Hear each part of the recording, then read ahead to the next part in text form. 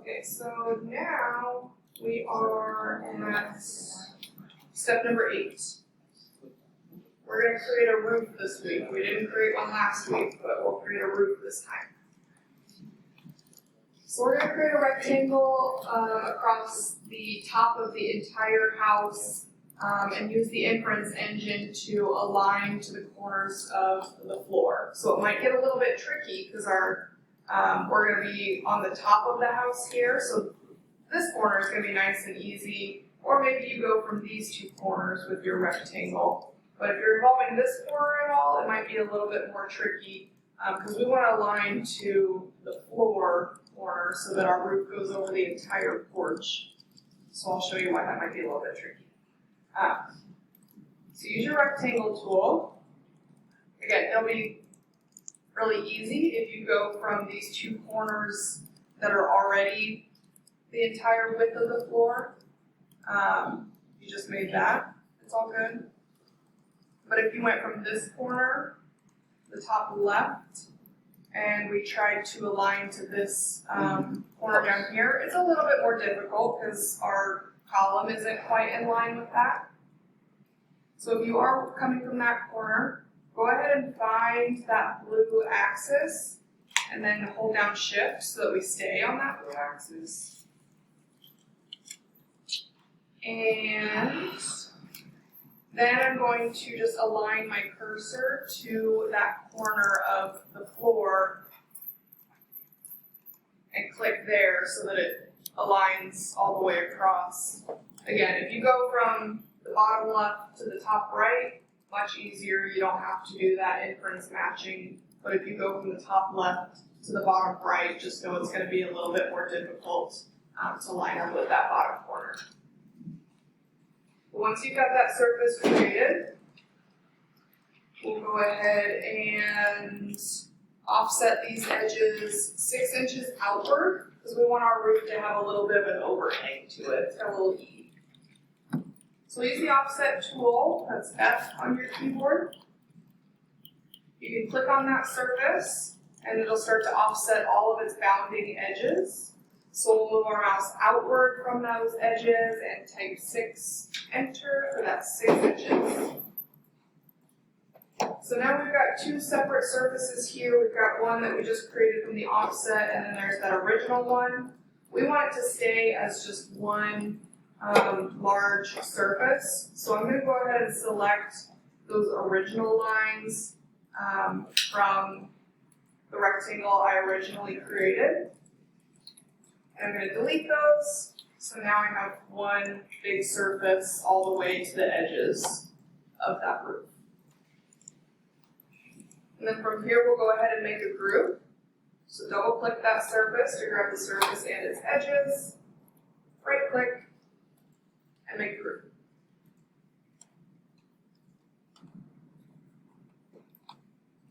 And let's see here, double click into the group so that we can edit our roof. And we're going to push pull the surface up just 6 inches right now. So I'll select that surface with my push pull tool and 6, enter for the 6 inches. And then we're going to do a little fancy with the roof. I'm going to create more of a hip roof, so the peak is up the middle. So the way we're going to do that is we're going to draw a big X across the entire roof surface.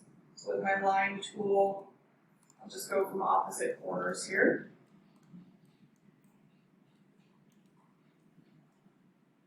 So I've got one big X, and that's 4 different surfaces.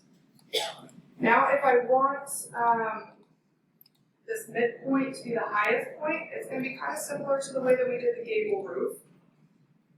Usually when we use the move tool, we want to select the item that we're moving first. It's a little more difficult when the item you want to move is just an end point. So in this instance, we don't really have anything to select first. So I'm going to activate the move tool. I hit M on my keyboard. I'm going to find that intersection of that X and click there. And then I'll move that point upward along the blue axis And you'll see that all of those surfaces are moving up towards that point. And so we're going to move this up 5 feet. And now we've got a nice little hip roof. A pyramid. And when you say on the blue axis, that's the arrow up key, right? For the move tool, I don't know that the arrow up. Oh, that does work. Yeah, you're having You were just hovering over and it just stayed blue. Yeah, I was just finding the blue and then holding down shift to keep it locked on that blue axis. But you can actually, you just taught me that. If you click on that endpoint, and then even if I'm wonky way over here, if I click on my up arrow on my keyboard, it automatically snaps to the blue axis. Nice. Nice hack. I like it. And then it actually stays locked on that blue axis then. I'm not holding down shift or anything. Nice. Stays locked on it for me. Oh, that was a Type 5 feet, enter.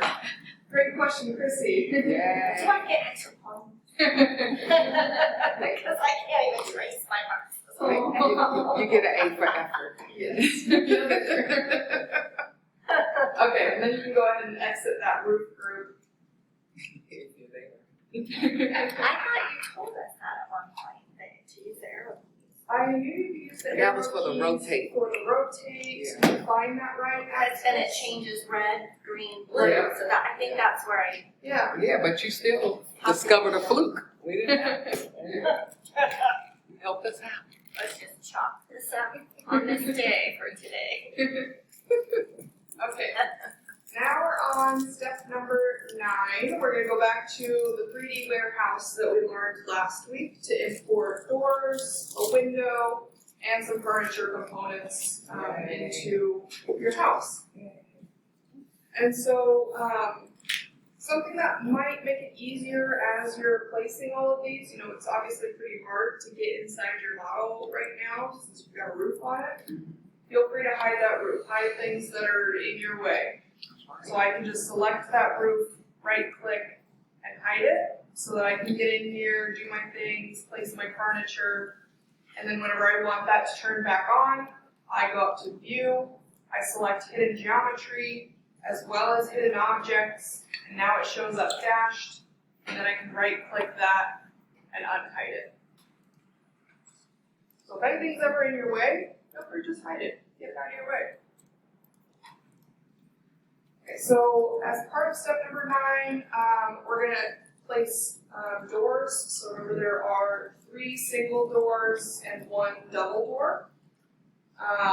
There's 1 window, and then bring at least 5 pieces of furniture into your house. Don't really care what they are. Could be couch, bed, plumbing fixtures, chairs, whatever it is you want. Feel free to add more than 5 items, but remember whenever you start to add more and more complex components, it might start to slow your model down a little bit. So we'll revisit it here. I'll bring in 1 component just so that we can remember how to do it, but y'all don't need to sit here and watch me pull in 5 pieces of furniture. So I'm going to re-hide my roof here by right-clicking and hit hide. And then that dash stuff is still going on, so I'm just going to go up to view and uncheck hidden geometry, hidden objects. I don't want to see any of it at all. Okay, so the 3D warehouse.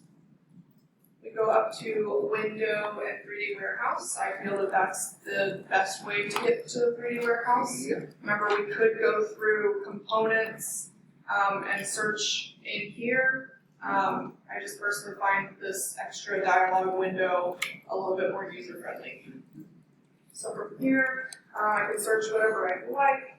I'll go ahead and do another door just so that we can revisit how to scale it correctly into our door opening.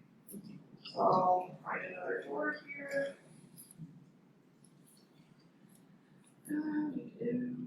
Which one do I like? And feel free to add, different types of doors. Maybe you want your front doors to be a little bit fancier than your interior doors. Yeah, whatever you like. This one might be okay. just hit that download button, and yes, I do want to download it. Yeah, that looks okay. Okay. Perfect. So, the placement is a little bit funky. You can see where my cursor is with the door, with the door. Yeah. So, if it's not really where you want it, you can just place it somewhere. You don't have to immediately place it exactly where you want it. Feel free to just get it in your model, and then you can readjust and figure out where the best point is to move from. So now I'm going to go ahead and grab a nice endpoint of my model and stick it into my door opening here. Come on, how would you like it? There it is. I hate when it does that. I'm gonna get lost. Thank God for screen one, look. Scene one, that's what it is. I have it hooked up. Or you can always also do your zoom extents, Oh, and that pulls you back out to wherever you want to go. cool. Okay, so now that it's, Zoom extent, or what was this, where you yeah, guys zoom screen extents, one? it looks like a magnifying glass with Right. arrows coming out of it. Aha, That takes you to an overall view of your model in case Got you get it. lost. excellent. Okay, so I'm gonna scale my door down to get it to fit where I want it. So with that door component selected, I'm gonna hit S on my keyboard. And remember, if you do the corner grips, that gives you more of a uniform scale. Mhm. So if you wanna have a little bit more freedom with it, Mhm. again, it's a little bit difficult to see once you're inside that door, but when you hover over those areas, those grips do appear for you. So I'm gonna grab that middle one so that I can be a little bit more flexible with it. So then that opposite point is gonna stay in place, so that's nice. That side of my door will stay exactly where I want it. And I'm just gonna place this one, yes, in line with this top corner.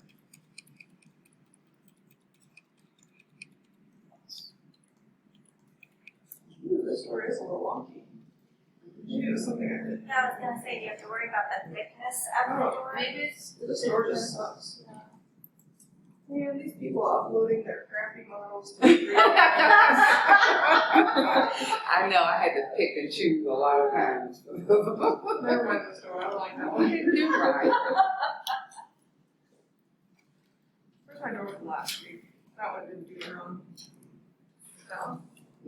No, that is it. That was That the was one it. you used last week. Yeah. I used the same one. Nice. This is our most trusted door. I found a good one too. Nice. Except you have to flip it, right? Because it's opening the other way. Who? Oh, you could, yeah. Wait a minute, what happened? Since my door handle is over here, Uh-huh. it's actually gonna swing. Ah. The opposite way.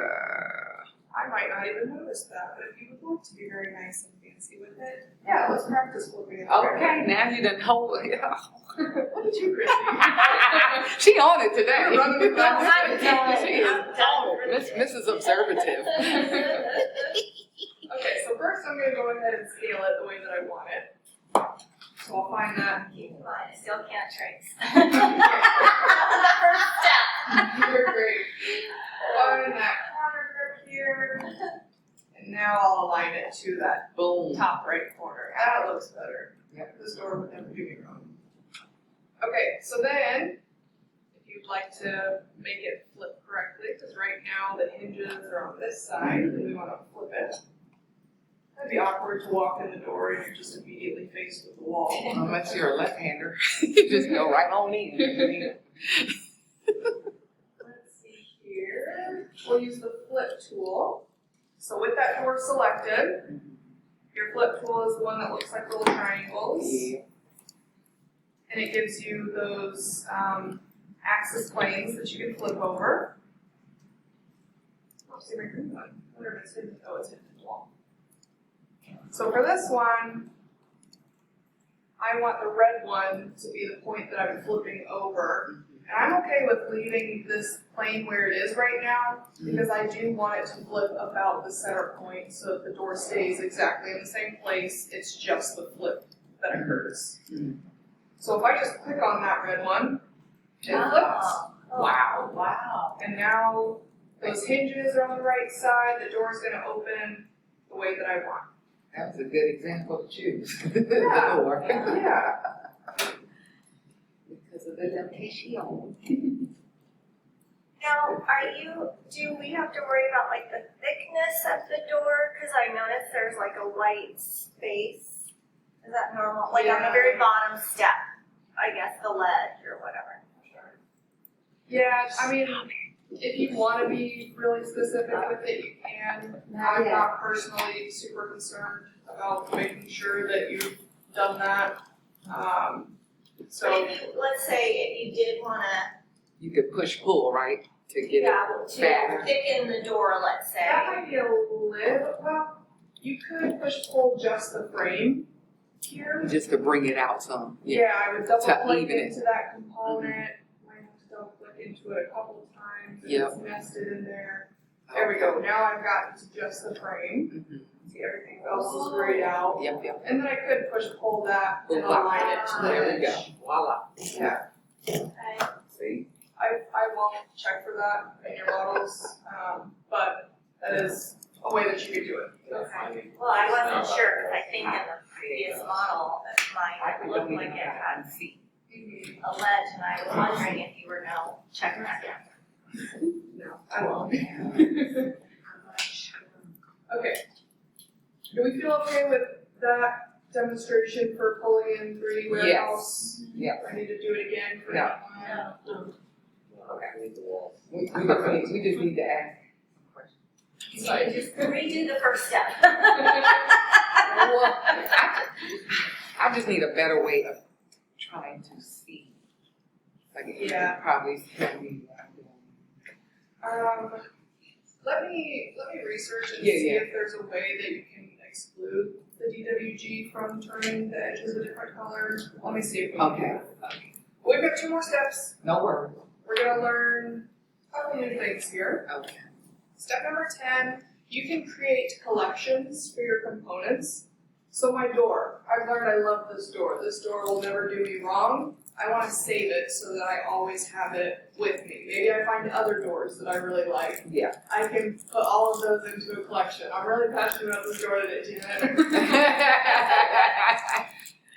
So we can create those collections through the components panel here of our default tray.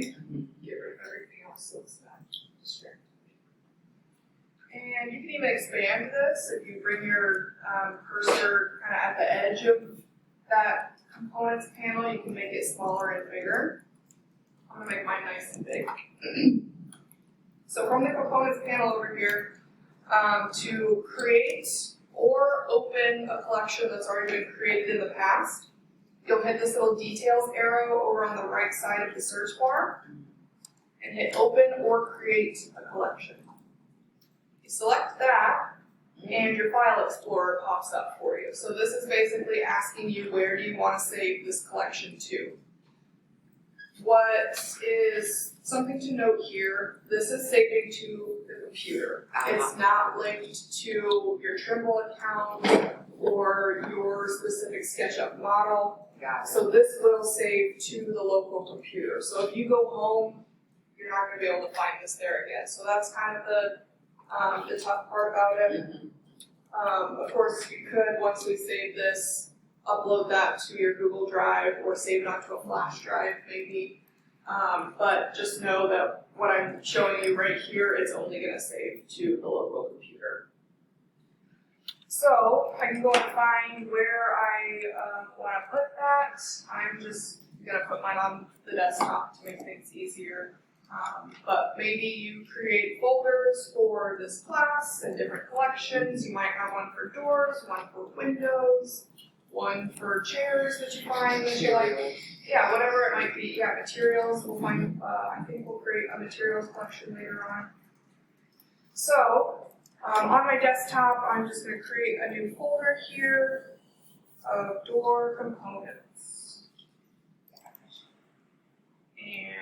into that folder to select that folder. Okay, so now what the components panel is showing me, you see here down in the bottom middle, that's the door components folder that I just created. It's blank, I haven't put anything in there. What will be helpful here, we can, in your components panel still, there's this little black and white button. That basically gives you two places for your components. So this is basically the same as this, but I can navigate to different areas of components, if that makes sense. So again, that was this little black and white button that displays the secondary pane here. So it's like a plus and minus. on Yes. it. Yes. So in this top one, I'll keep it as my door components folder that I just created. And in this bottom one, I can hit the home button and that shows what's currently in my model. Wow. So there's my floor plan, DWG, my door that I love, all my different people, Teddy, Susan, Steve, wow, I didn't know all of you were in here. Oh, and there's another door too. Oh, that's the old crappy door. Okay, so now that I have both what's in my model displayed as well as my door components collection that I've just created, I can just drag and drop that door from the in model to my door components collection. So I just grabbed it from here, drag and drop to that folder that I created. And what that does is it now saves that component into that collection folder that I created. So if this all worked out correctly, if I go to my File Explorer, to my desktop, into my door components, there's that door that I just saved. That, I don't know why it's called Untitled, but it's probably a poor one to choose the name for, but that's, as soon as I dragged and dropped into this collection, it appeared in my folder on my desktop. So those two are now linked together. Same thing, if I didn't have, if I wanted to open a collection that I had previously created, it would be the same thing. I would go to that details arrow and hit that open or create a collection. And then from here, I can just open, my door components folder, and that would open if I had another one. It's already open, so it's not going to show it as open again. Here, I can hide that secondary display. Go to in model here. And if I did that open, door components, select folder, there it popped up. There you go. So you can open an existing collection that's already on your computer. So, wouldn't it be cool if then every doorway had the same door? Is there stuff that allows you to do that, like in the house, or that you don't know? It would know. What do That you you mean? want that door in every doorway without having to place it in every doorway. I don't think it's SketchUp's not quite that smart. Okay, okay. But you can drag from here Gotcha. and place them, or you can just copy this one that's already in here to the different places that you Right, okay. Yeah, SketchUp's not quite smart enough. Okay. Well, I thought maybe like it was if you did it as a group and then you did it all for.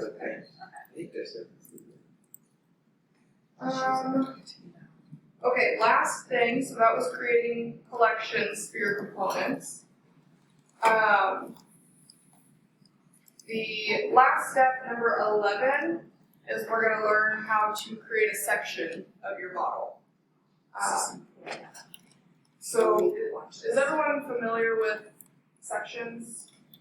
It basically cuts your model and makes it so that you can see inside of it. So let me show you before I kind of demonstrate how we do it. Let me just show you what a section looks like. So a section basically cuts into your model, takes away part of it so that you can get in here and see what's going on. These sections, if you've got like a really fancy area, maybe there's a nice double height space with a fancy stairwell that you really want to look at, we can create a section there. A lot of times just in construction documents, we'll create sections of the entire building just to show everything that's going on. So this little section cut tool is going to allow us to kind of get a better look inside of our model. It didn't delete anything from our model. Everything is still there. It's just whenever I activate that section that part disappears and it allows me to take a look in here. So let's learn how to actually do it. And I'm going to turn my roof back on just so that we've got some more things to look at in our section.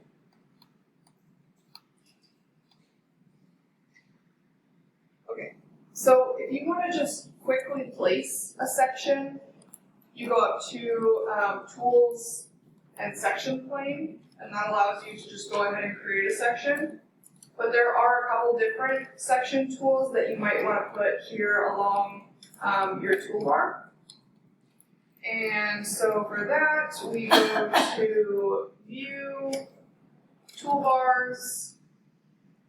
There should be one for sections. Whenever I check that, there should be 4 new tools that show up in your toolbar.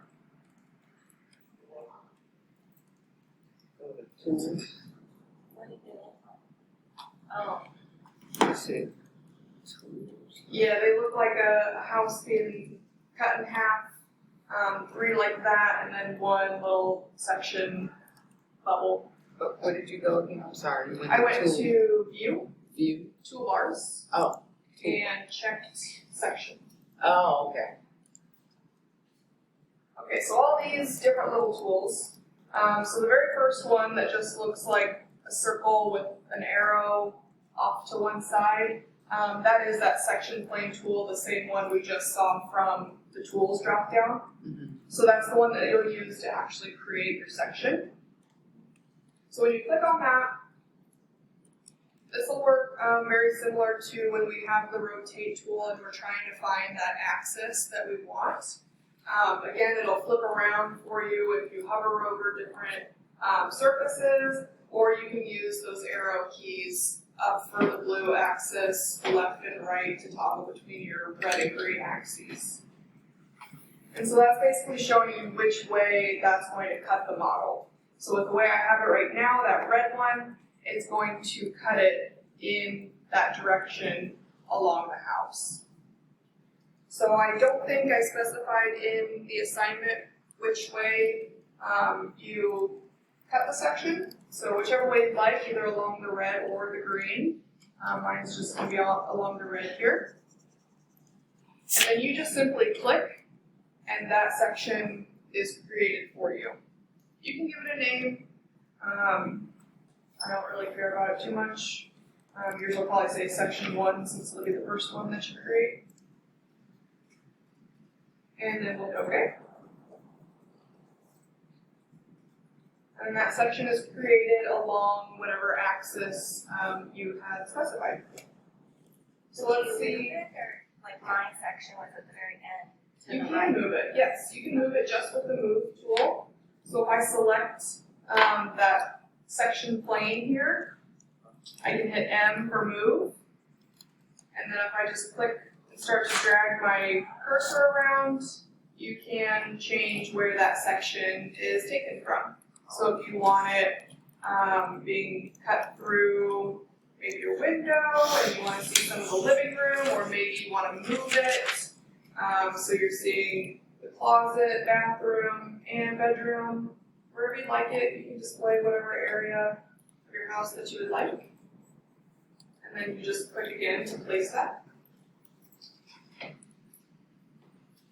What these other buttons do here, this first one that says display section planes, if I click on that, that just makes the section plane disappear so I can see the model without that kind of annotation being in my way. You can always click on that again to get it to show back up. That second one displays section cuts. If I uncheck that, that just makes the section cut inactive. So that toggle on and off does it, or you can also right click on that section, and if you hit active cut, that'll make it active, or right click and uncheck active cut. That also determines if it's actively being cut or not. You can also double click on that section plane and that'll activate it or deactivate it. And then this third option here, this just makes it if your section cut is filled. So right now it looks solid black. When it's like that, we call it poché. Just means that it's really nice, thick, and dark where that cut is happening. If we turn that off, we just see the hollowness of the model. Not quite as pretty when we look at it that way. So that's why we like a nice, thick poché. Whatever you prefer the way to look at it. Questions? How do you get rid of it? If you don't want If it. you don't want it anymore, yeah, just hit delete. Select it and hit delete. What if it doesn't select? You can't just select anywhere on this. I just hit the display section planes again and it deleted. It just disappeared. It was like a top. Well, it disappears. It's still there, Oh. but it's still gonna be, but it'll just kind of hide that plane. But if you select, you should be able to select either the bubbles or just inside of the edges of that. If you just select in that area, it should select that section plane for you. And you can just hit the delete key on your keyboard to get rid of it. Okay, so with that, we've got plenty of time to work. Good. Got about an hour.